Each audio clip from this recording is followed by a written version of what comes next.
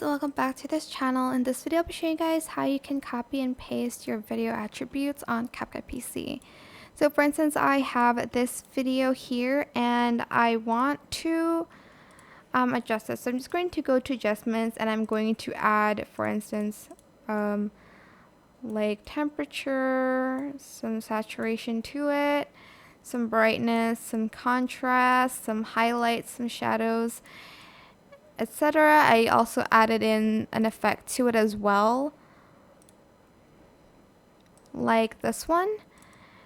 And I want to copy and paste this video's attributes to my other video so it is edited the same. So let's just take this video and I'm just going to place it to the right like this. To copy and paste it, simply right click on the video, select copy attributes and select your other video and select paste attributes, and it's going to paste effects, location size, volume, etc, etc. And you're just going to paste it, and as you can see, it's the same kind of color and effects as the first video. I hope this tutorial was helpful for you guys. Don't forget to like, comment, share. Also subscribe to this channel if you haven't done that already. If you have any more questions, just leave it in the comment section down below. I will try my best to answer them all for you guys. And if you found this video helpful, please click the thanks button above the description box